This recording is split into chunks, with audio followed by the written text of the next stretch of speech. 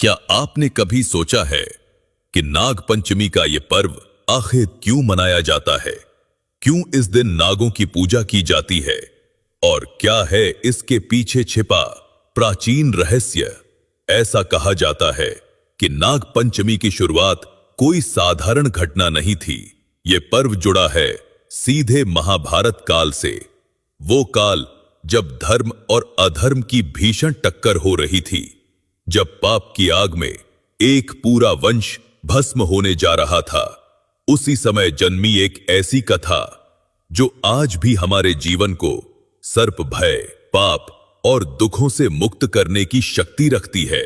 स्वयं भगवान महादेव ने कहा है, जो भी व्यक्ति नाग पंचमी के दिन इस पुण्य कथा का श्रवण करता है, उसके असंख्य दुखों का अंत होता है और उसके परिवार के किसी भी सदस्य को कभी सर्पदंश नहीं होता। ये कोई साधारण आशीर्वाद नहीं, ये उस दिव्य कथा की शक्ति है जो पीढ़ियों से चली आ रही है। तो आइए मैं आपको लेकर चलता हूं उस कालखंड में। प्राचीन काल की बात है।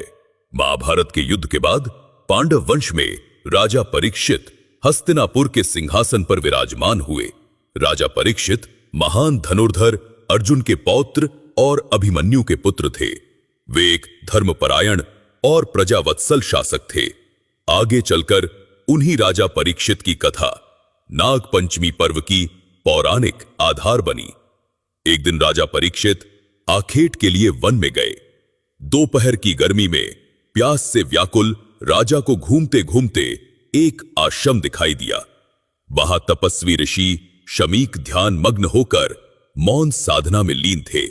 राजा ने समीप जाकर विनम्रता से उन्हें प्रणाम किया और पानी की याचना की, पर ऋषि अपनी समाधि में इतने तल्लीन थे कि उन्होंने राजा की बात का कोई उत्तर नहीं दिया। परीक्षित ने कुछ देर प्रतीक्षा की और बार बार आग्रह किया, किंतु ऋषि शमीक ने आंखें नहीं खोली। यह देखकर राजा को लगा कि ऋषि उसका अनादर कर रहे हैं। लगातार उपेक्षित होने पर राजा परीक्षित को क्रोध आ गया। गुस्से में चारों ओर नजर घुमाते हुए उनकी दृष्टि एक मृत सर्प पर पड़ी। आवेश में आकर परीक्षित ने वो मरा हुआ सांप उठाया और अपमान स्वरूप ऋषि शमीक के कंधे पर डाल दिया। इसके बाद भी ऋषि ने कोई प्रतिक्रिया नहीं दी और पूर्ववत ध्यान में लीन रहे। राजा थोड़ी देर वहां रुके, फिर गुस्से में तमतमाए हुए महल लौट आए। जल्द ही उनका क्रोध शांत हुआ और उन्हें अपने किए पर पछतावा होने लगा। उसी आश्रम में एक शिष्य ने अपने गुरु शामीक के गले में मरा सर्प लटका देखा। यह दृश्य देखकर वो अत्यंत क्रोधित हो गया और पास ही दूसरे स्थान पर तपस्या कर रहे ऋषि शामीक के पुत्र श्रृंगी के पास दौड़ गया। शिष्य ने ऋषिपुत्र श्रृंगी को सारी घटना बताई। राजा परीक्षित ने आपके पिता के साथ ऐसा घोर अपमान किया है। श्रृंगी मुनि ये सुनते ही आग बबूला हो गए। युवा श्रृंगी स्वयं तपस्वी और तेजस्वी थे, पर स्वभाव से अत्यंत क्रोधी भी थे। अपने पिता का अपमान सुनकर उनका क्रोध 7वें आसमान पर जा पहुंचा। तिल मिलाकर उन्होंने हाथ में जल लेकर राजा परीक्षित को भयंकर शाप दे डाला।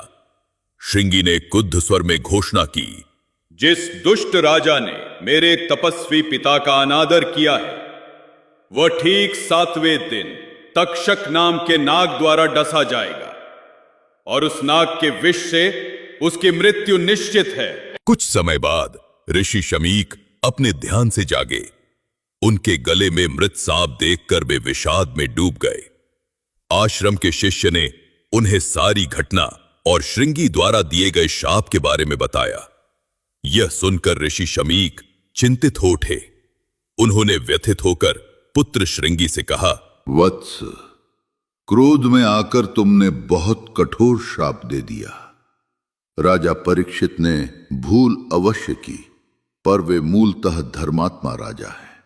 तुम्हारे शाप से एक धर्मपरायण राजा का जीवन समाप्त हो जाएगा। ऋषि शमीक अपने पुत्र की इतनी तीव्र प्रतिक्रिया से दुखी थे, क्योंकि परीक्षित मूलतः बुरे राजा नहीं थे।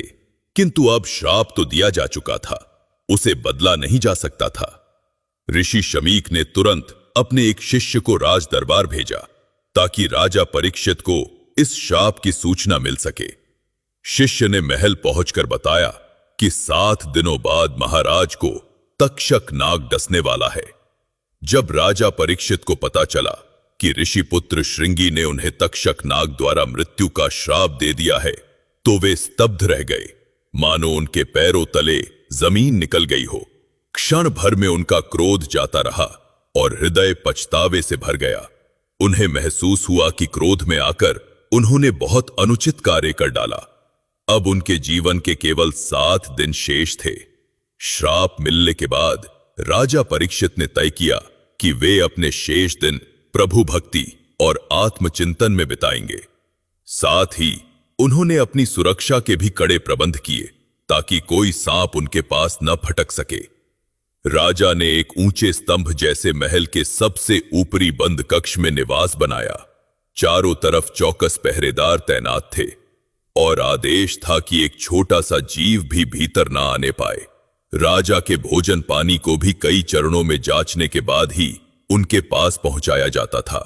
नागदंश से बचने के लिए अनेक वैद्य और तांत्रिक भी तैयार रखे गए। इन तैयारियों के साथ साथ राजा परीक्षित अपना अधिकांश समय भगवान के स्मरण और पश्चाताप में बिताने लगे। उधर सप्तम दिवस जैसे जैसे समीप आने लगा, नागलोक में हलचल मच गई। राजा को मिले शाप को सत्य करने के लिए स्वयं नागराज तक्षक को आगे आना था। नियत समय पर तक्षक नाग अपने लक्ष्य की ओर चल पड़ा। मार्ग में उसकी भेंट एक तपस्वी ऋषि कश्यप से हुई, जो अपने मंत्र बल से राजा परीक्षित की रक्षा करने हस्तिनापुर जा रहे थे। तक्षक ने अपनी विष शक्ति का प्रदर्शन करके पास के एक हरे भरे बट वृक्ष को पल भर में डंस कर राख कर दिया। ऋषि कश्यप ने तुरंत अपने मंत्रों से उस जले हुए वृक्ष को फिर से हरा भरा कर खड़ा कर दिया। यह देख तक्षक चकित हुआ, पर उसने राजा को शाप से बचाने के ऋषि के प्रयास को नाकाम करने की ठान ली। तक्षक ने ढेर सारा धन देकर ऋषि कश्यप को लौटा दिया ताकि वे राजा परीक्षित की रक्षा न कर सके। अब नागराज तक्षक बिना किसी बाधा के हस्तिनापुर पहुंच गया। महल के निकट पहुंचकर उसने एक नई चाल चली।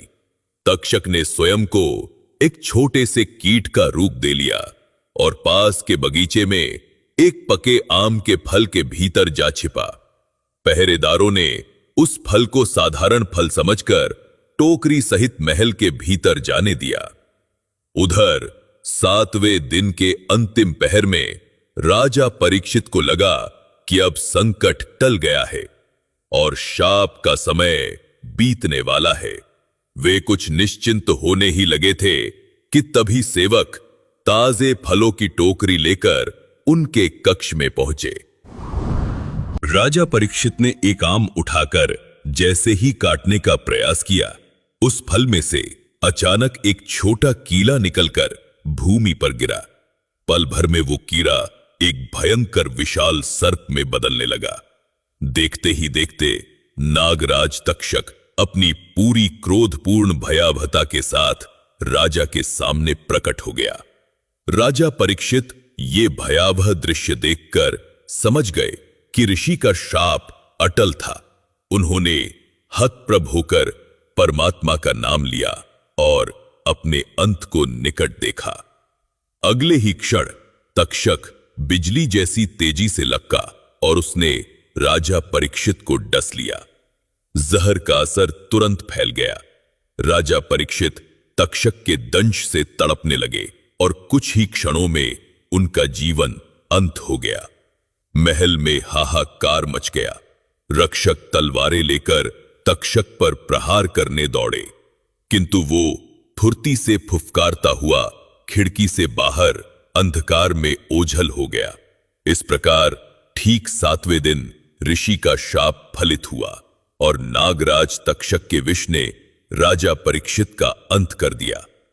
पूरे हस्तिनापुर में शोक की लहर दौड़ गई प्रजा अपने प्रिय राजा की ऐसी दुखद मृत्यु से स्तब्ध और भयभीत थी। राजा परीक्षित अपने पीछे एक पुत्र छोड़ गए थे, राजकुमार जन्मजय। पिता की मृत्यु के बाद नवयुवक जन्मजय का राज्याभिषेक किया गया। वो अपने पिता की दुखद मृत्यु से अंदर तक मर्माहत था। अपने पिता की चिता के सामने ही उन्होंने क्रोध और शोक में प्रतिज्ञा ली। मैं नाग जाति का समूल नाश करके ही पिताजी का बदला पूरा करूंगा।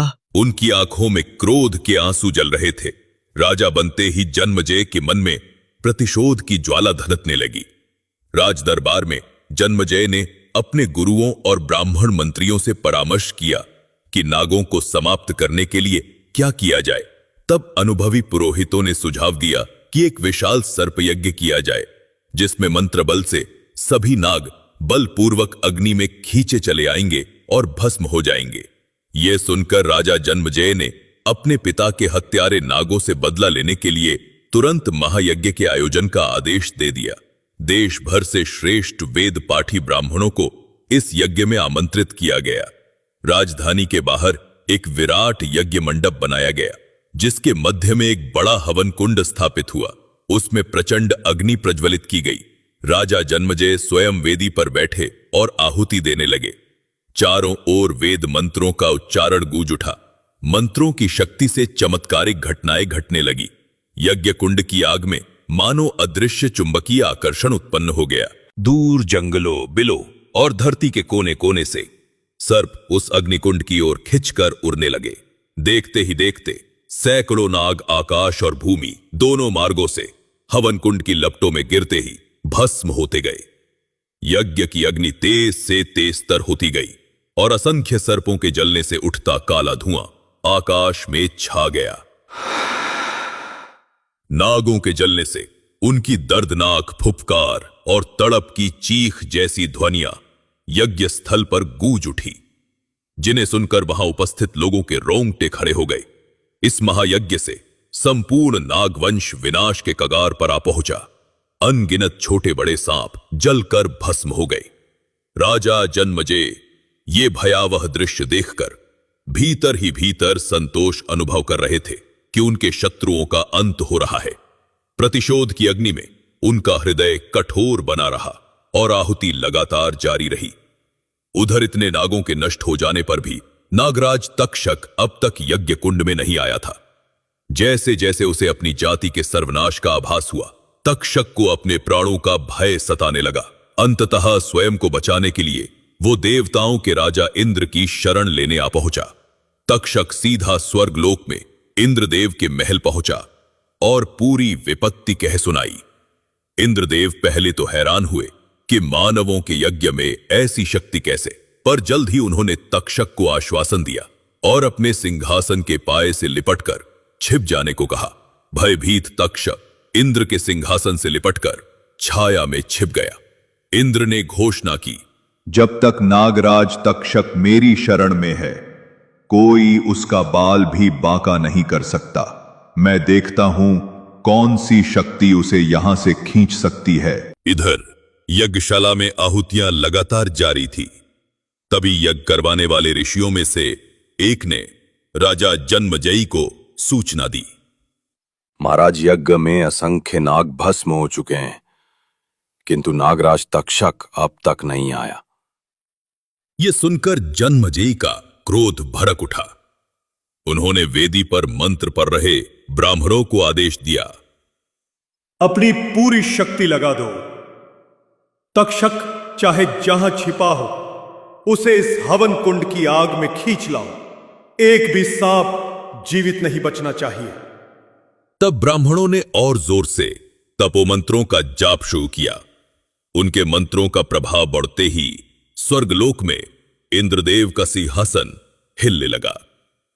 नागराज तक्षक जो उस पर लिपटा था सहित स्वयं इंद्रदेव उस अदृश्य बल द्वारा आसमान से नीचे यज्ञ अग्नि की ओर खींचने लगे। इंद्र ने स्वयं को तक्षक समेत तेजी से नीचे गिरते पाया तो घबरा उठे। उन्होंने तक्षक को पकड़ा, लेकिन वे दोनों धीरे धीरे पृथ्वी की ओर खींचे चले जा रहे थे। वासुकी नागराज ने भी इंद्र सहित देवताओं से प्रार्थना की कि वे नागवंश की रक्षा करें। इधर समस्त देवता संकट में पड़ गए और इस महाविनाशक यज्ञ को रोकने का उपाय खोजने लगे। देवताओं ने विचार किया कि इस विनाशकारी यज्ञ को रोकने का उपाय केवल एक बुद्धिमान तपस्वी ही कर सकता है। उन्होंने युवा आस्तिक मुनि से विनती की कि वह पृथ्वी पर जाकर सर्प यज्ञ रुकवाए। आस्तिक मुनि एक विवेकशील एवं तेजस्वी ब्राह्मण थे, जिनकी माता नागराज वासुकी की बहन एक नाग कन्या थी और पिता एक तपस्वी ऋषि थे।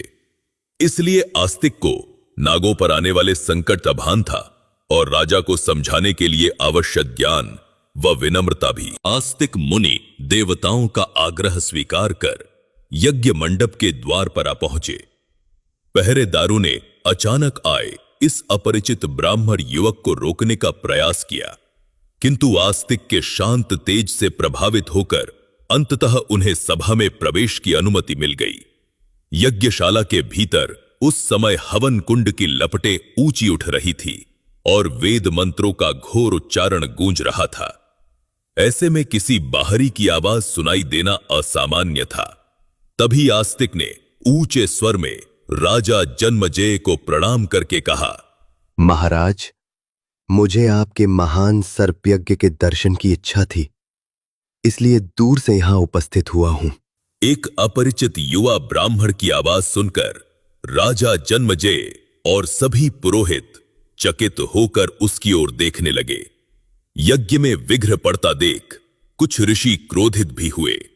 राजा ने गंभीर स्वर में पूछा, हे ब्राह्मण कुमार, आप कौन हैं और इस यज्ञ में आपका क्या कार्य है?